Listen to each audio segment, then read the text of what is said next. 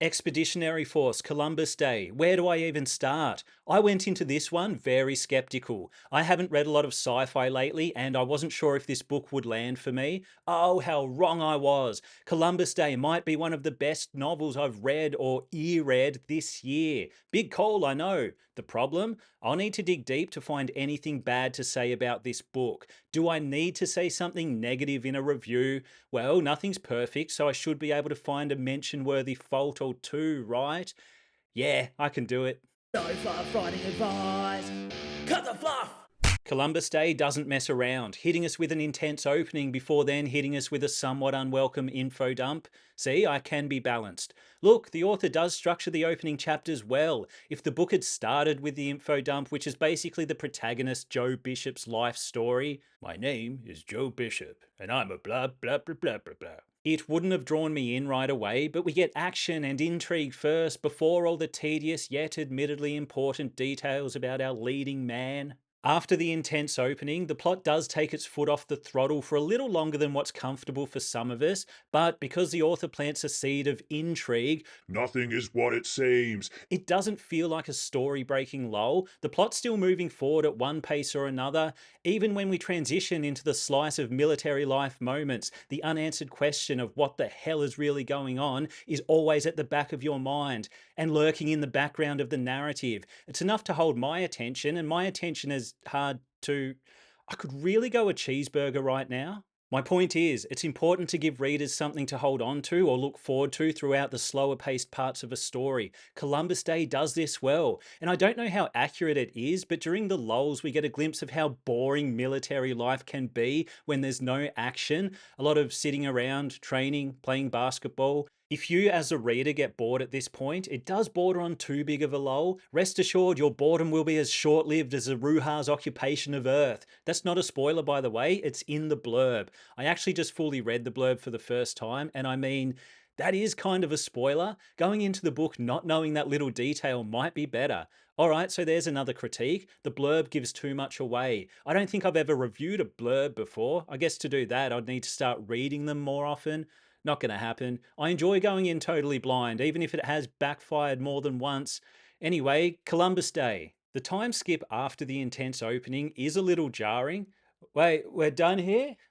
Are you sure? It's like hitting skip ahead 30 minutes on a movie in the middle of what you think is an important scene. Look, in the context of the overall narrative, it does work, and we do get our answers later. But at the time, I felt a little cheated, a little rushed out the door before I'd finished eating my cheeseburger. One of the highlights of Columbus Day is Bishop's constant uncertainty and later the moral dilemmas and tough decisions he faces. The character genuinely feels like a man grappling with his conscience and beliefs, which is how it should be. He's just had his whole world, no, his whole universe shattered and has been thrust into a new and confusing reality. I love that the character isn't the infallible hero type who always knows the right move. There's genuine internal conflict all throughout the narrative, which I find super compelling to read. Overall, the story has a satisfying balance of both external and internal conflict. The author, Craig Alanson, clearly understands the elements of storytelling as well as anyone. It's so refreshing. As the story progresses and the situation changes, we start to see Bishop reject some of his beliefs and military conditioning. He's forced to make his own decisions rather than simply following orders, and he becomes less rigid in his beliefs, thoughts, and actions.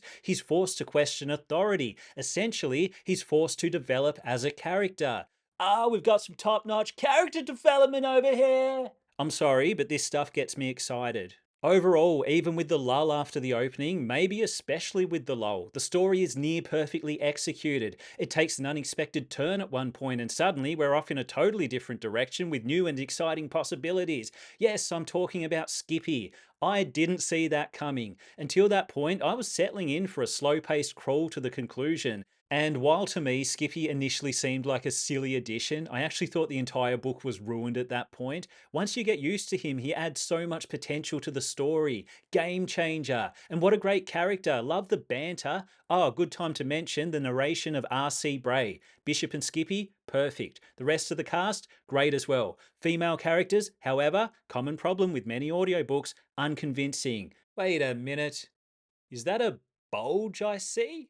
All right, let's discuss some of Columbus Day's biggest issues. Yes, I do have some genuine gripes with the book. At one point, the author feels the need to have Bishop explain why everything that happened up until that point is totally believable, not coincidental at all, completely natural and cool. I mean, I didn't need that explanation. I'd already bought into what the author was selling, and it's like he doesn't trust that the readers will see the plot as all above board.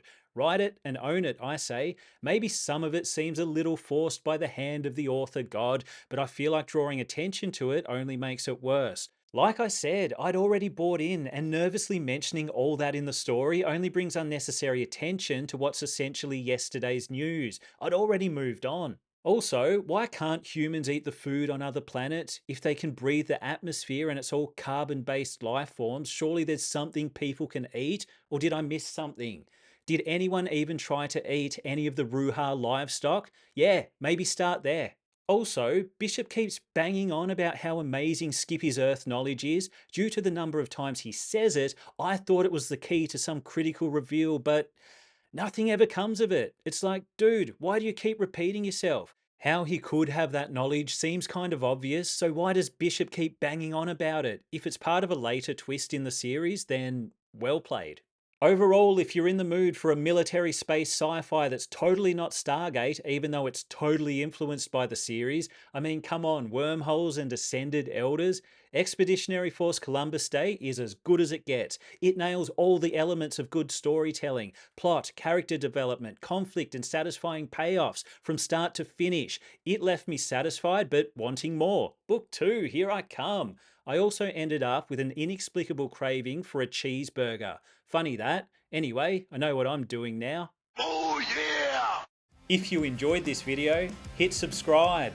If you didn't enjoy this video, hit subscribe anyway and hate watch my content. That's always fun.